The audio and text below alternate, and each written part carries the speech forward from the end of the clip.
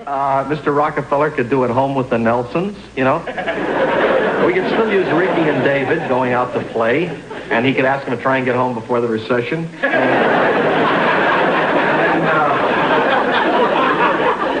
Governor Stevenson as bachelor father. And he could ask his daughter if she's getting good grades, which is his prime concern, as we all know. And she could say, Dad, have you thought about steady work? And how about Leave It to Beaver with Senator Kennedy? Leave it to Eager. And, you know, I had a good opening shot coming in, Senator Kennedy coming with a slingshot and going to the refrigerator for some milk and peanut butter and jam. Offstage voice of family. What did you do today, Jack? Well, I got a haircut and talked to some people, got along with them pretty well. Have you thought about what you want to be, Jack? Yeah, I want to be president. We know that. I mean when you grow up.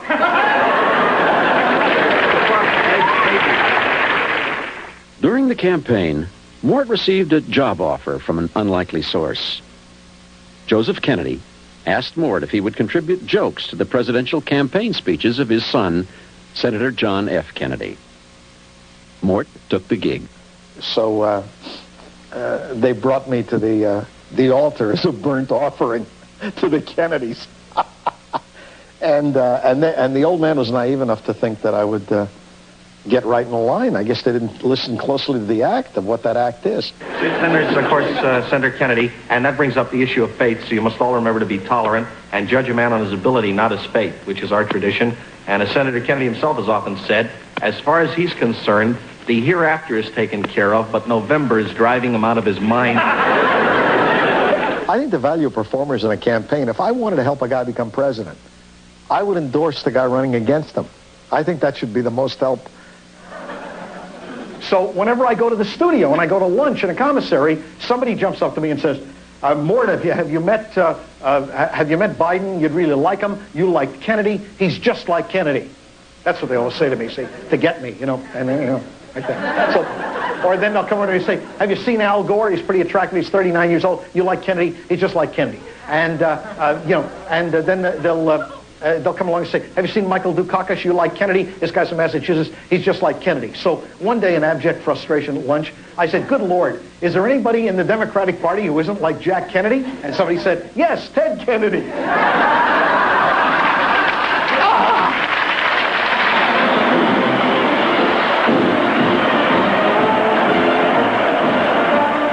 I can assure all of you here who have reposed this confidence in me that I will be worthy of your trust. We will carry the fight to the people in the fall, and we shall win.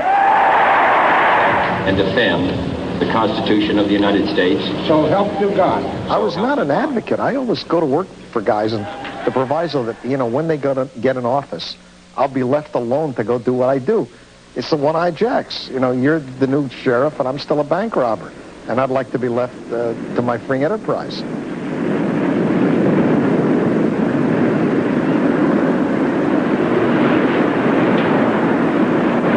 You know what you're going to do? Huh? You're going to stay to supper. Well, listen, Dad, I'll tell you, I was just poking through and thought I'd stop in and say hello, but it wouldn't look too good me hanging around your town. You let me worry about that. Well, now, you better think about it, because I'm still in business. As you know, a few remarks have gotten into the press about what I've said about the new frontier, as I said earlier, and a lot of people haven't known what to make of me. The Democrats, as a matter of fact, feel completely misled by me, because I used to criticize President Eisenhower and Richard Nixon, and now I'm saying a few words about President Kennedy and his administration. Now the Democrats are coming backstage. You know, they come back in committee because they're really, you know, the ruling party now, and they come backstage and they say to me, well, you just criticized President Kennedy. And I'd say, yeah, that's right, that was me. And then they'd say, well, you know, we're appalled. We thought this was what you wanted. See? So I'd be forced to say, you didn't have to do it for me. I didn't want any rewards when Kennedy got in. I'm probably the only person that ever worked for him that didn't get any.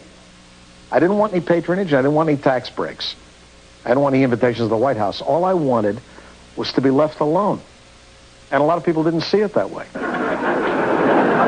Jack came back and he said, how would you like to take a picture with the president?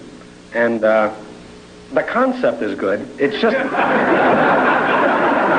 it's bathed in this aura. They treat you like a child. How about that? Wouldn't you like that? I sure would. So, boy.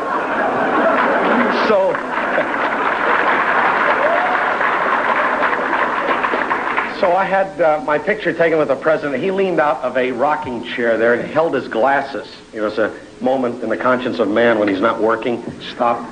And then I leaned over, and the photographer instructed me to raise a finger as if we're discussing something, and to make one of the remarks I'm infamous for. I think that was the phrase.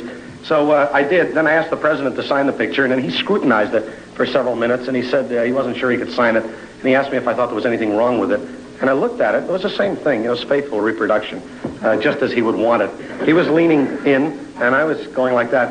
And then the president suggested, he said, I think you should be listening to me. So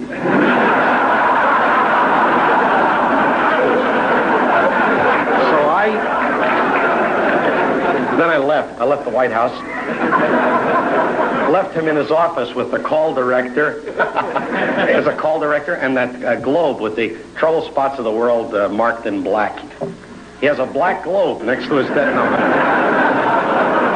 And it was very exciting. And I want to know about him because when I go back to California, where I live, much to his credit, he liked people that didn't agree with him and he could learn something from.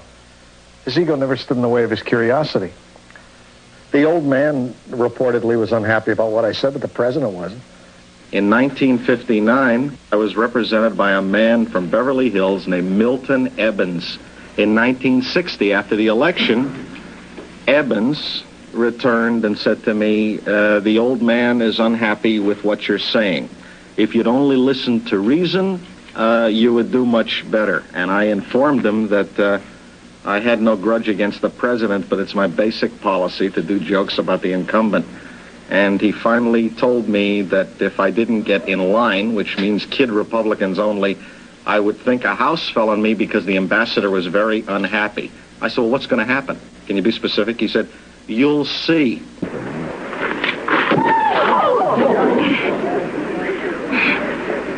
Your gun days are over. It was the followers trying to curry favor with the president. They'd come to him and say, Mort's knocking you, but let me take care of it. Here's a problem, and I will solve it. And I remember, and they'd always come to me and tell me I'd incurred his wrath. But the fact of the matter is he liked me, and I liked him. And Lou Harris, the pollster, told me, he said, whatever they tell you, disregard it, he loves you. He liked people of independent spirit. And he worked out to be pretty good. I'm sure he was a lightweight when he went in there. But you could see all around him the dissatisfaction. People would say, he's not fun anymore. Because he suddenly realized the potential of the presidency of the United States. And he decided to save America. A dangerous occupation. Is there any speed up in the withdrawal from Vietnam? Well, as you know, when Secretary McNamara and General Taylor came back, they announced that we would expect to withdraw 1,000 men from South Vietnam before the end of the year. There was optimism when Kennedy was alive. We thought everything was possible. We didn't have any tangibles, but boy, did we feel good. And that's all gone now. The social democrats in this country have a lot of guilt. They didn't stand up to Vietnam. They didn't stand up to the encroachment of the intelligence community, and they walked away from Jack Kennedy. The most they could come up with after he was shot in the street like a dog was to say he wasn't that good a president anyway. Yeah, let me tell you, he had a strange group of friends, remarkably absent when he fell. I didn't even vote for him. I didn't want anything to, jeopardize the relationship. In February 1967, more than 3 years after Kennedy's death, an astounding story appeared in the New Orleans State's Item. Jim Garrison, the district attorney of New Orleans, was conducting an investigation into a conspiracy surrounding the assassination of President Kennedy. Soon thereafter, Garrison was quoted as saying, My staff and I solved the assassination weeks ago. At the time, Sahl was hosting a local television show in L.A. that featured satirical sketches and topical interviews. And the station said to me, go see him. And then when I came back and said he was the real thing, he wasn't a fraud, I guess I broke my sacred compact with them, because then the thunder came down around my head. I could have betrayed him many times. It would have been very helpful to my career, but I wouldn't. He's a very important American. And I still remember he was wearing a blue blazer. And I was delighted to see him because I'd always been an admirer of his, but I certainly hadn't expected him to arrive at my front door. Pretty soon, Mort chimed in and said, well, I didn't just come socially, Jim. I want to know what I can do to help. And then as it turned out, I found out he meant it. Because I thought he was on a worthwhile quest. He was trying to focus attention on who killed the president. I didn't think we'd get on with the business of America until we found out. I'm increasingly involved in the investigation, eventually moving to New Orleans and becoming a deputized member of Garrison's investigative staff. An assistant DA in Garrison's office at the time was Andrew Shambra. First of all, everybody who saw me said, what is this guy doing down here? I mean, what is a big star like Mort Sahl doing in New Orleans talking to Garrison? What is he looking for? People thought that he was trying to get something. I mean, what did he expect to gain from getting involved with the assassination? So I guess you might say that at first glance, everybody had that question. But I think that it's fair to say that very soon people found out that the only real reason for Mort being down here was that he actually wanted to help with the investigation. I mean, he wasn't Mort Sahl, the entertainer. He was Mort Sahl, the investigator. And he did what everybody else was doing. Garrison gave him assignments, and he went out there and he did the assignments. He went all over the country. He interviewed witnesses. He evaluated evidence. He introduced Garrison to people that maybe Garrison wouldn't have gotten introduced to. And I might add, he did it at his own expense.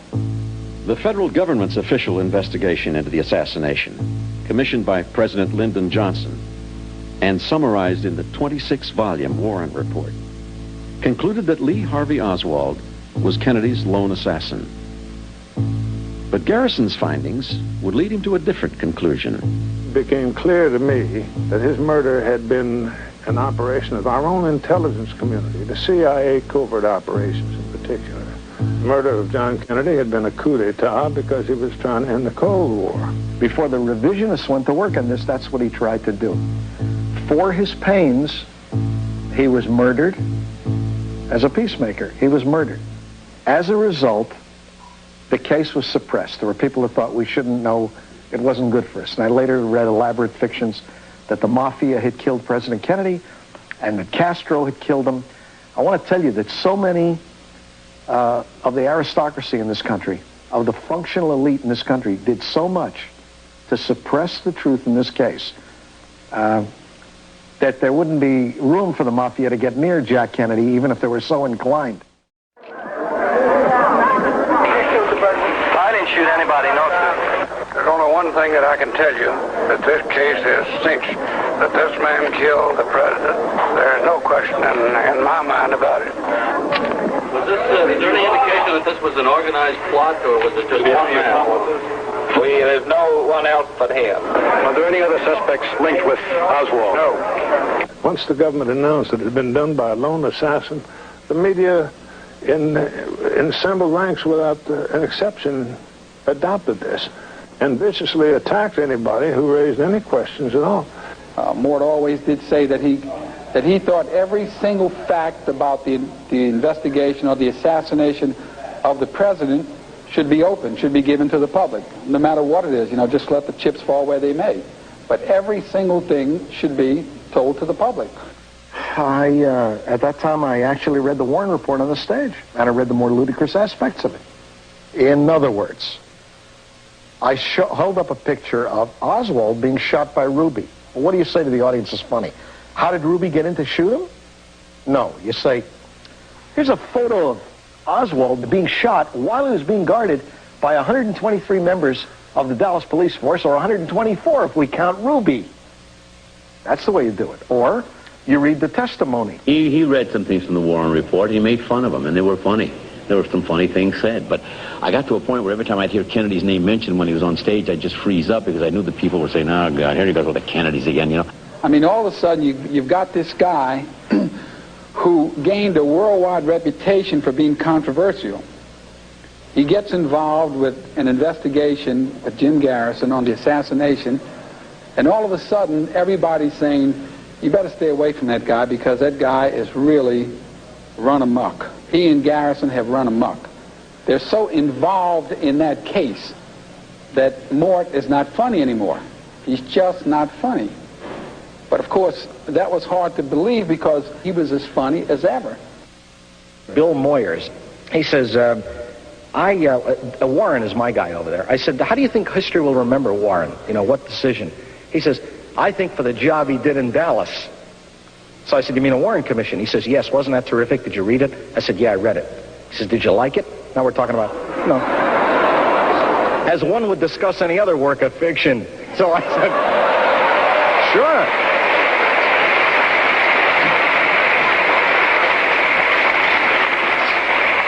I said, no, I didn't like it. He says, what part didn't you like? I said, I didn't believe it. So he starts to laugh. He says, ha, ha, I suppose you're one of those conspiracy guys. Ha, ha, ha. So I said, yeah, ha, ha, ha, you know. There is no truth to the rumor, however. I can assure you that there's a sign inside the CIA building that says, be careful of the government you overthrow. It may be your own. A little bit, he was like a dog with a bone because he was outraged and he was incensed and he couldn't in his heart understand why people just wanted to let it go. I think he was shocked not only at what happened, as the rest of us were, but at how many people, in the name of wanting to put it behind us, turned vicious towards the people that didn't. That's probably a national psychosis that we subscribe to. And Mort treads the delicate line between entertaining and informing. He's not exactly a Jeremiah, but he is a person who tries to hold up a mirror. And I think people tend to resent it. We're cultural amnesiacs. We don't like news to hang on. He's been a victim of the times in that regard. I've always said that in a real sense, Mort Sahl probably paid a higher price than all the rest of us involved with the investigation. Because I know it cost him jobs, it cost him money, they attacked his reputation, he had to fight back to try to regain his reputation. It affected his career, but no matter what would happen, he would just go on. He never backed up, he never quit, he just, I assume he sweated out a pretty long period. In 1967, Mort was scheduled to open on Broadway in a show comprised of sketches and monologues and simply entitled Mort Sahl. A few days before the scheduled opening, the show was canceled. Mort came to San Francisco and held a press conference at the Hungry Eye, where he read from a letter he had written to the show's producer. I received an order from you by telephone at 3 a.m. Sunday, November 26th, to deliver at 5:30 p.m. that day a finished manuscript for a sketch based upon the findings of the Warren Commission to last for at least 35 minutes. I complied. I did as I was instructed. I was then informed by the director, in your presence, the show has too much material and there were not sufficient stenographic help to type the scripts for distribution to the actors. Therefore, the sketch was dropped from the production at that moment. It was a sketch about the Warren Commission. It was the basis of the Warren Commission and the media and how the president's death was investigated by the Warren Commission. And it was based, the entire sketch, I really take no credit for it. It's quoted from the testimony. I thought that would be good for the audience. It's quoted from the testimony. It is not from me. It's actual government testimony. And it takes place as a kind of three-ring circus. It's in three rings: television, newspapers, and the Warren Commission.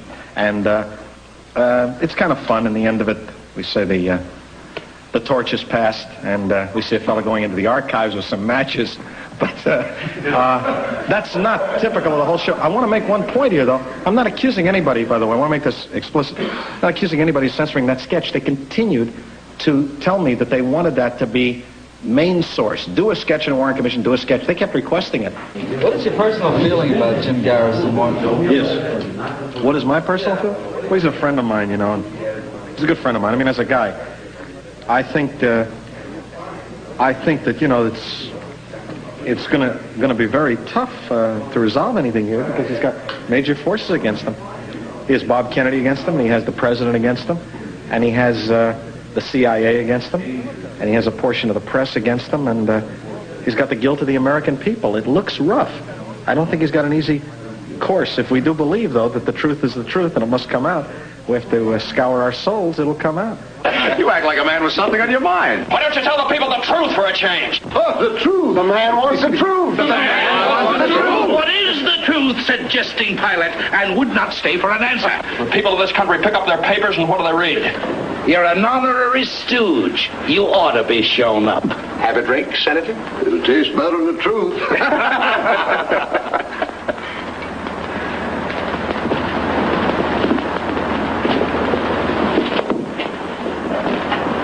Hey, Senator. Don't let it get you down. 100 years from now, nobody'll know the difference. They wanted me to go away. I found that when I got to be a movie writer, you know, I'd come in and I'd tell the idea for a movie, and they'd say, all right, why don't I give you $45,000 and you go away and write this? And then his partner would say, why don't we give him $90,000 and just have him go away? Do you have an agent now? No, and I can't get one. No one will handle it? The last agent I had was Freddie Fields, who was, you know, a very able fellow, creative management. He said to me, no agent can help you in the position you're in. Did he give you a reason? He said there's just too much resistance. There's interference and there's resistance. Those are the words. My agent went to a studio with me for a series a couple of months ago and got the answer, don't bring his name up in this office. He went to one of the three major networks, and the answer was never. Not only never, but an obsessive indication that I was suicidal because of the kind of people I go after and what I say. So the point is that maybe, you know, if I am, maybe I am, I always was. How do we explain the acceptance initially? In other words, you're entitled to any opinion of me except surprise. I hate to say it, but I think this is an intense reaction to a nightclub comedian. You know what my reward was for my pains? The liberals would write in the paper, he ain't funny anymore. Mr. Sahl, could it be that you are simply passé, that you've lost the bloom? I don't think you'll find that by the attendance figures in any of the engagements. But the irony is that you can't go back to work. Do you think if you changed your material, you'd have better luck? No, sir. No, sir, because the audience shows no indication. The audience is interested in what's happening. You'll know soon enough if you're not saying what the public wants. There's this vast silence. They're like a jury if you don't reach an audience. The American people can't hire you. The nightclub owners and the television executives hire you. Well, that's true. They're the arbiters, but I think you've got to get through to the audience. That's one of the good things about the nightclub business, or it was, I should say, past tense, I suppose. But you've got to stay with the people. If you can wait it out, maybe you can beat it. I don't know. I know it sounds illogical, but you've got to raise a flag of hope in a sea of evidence that's against it.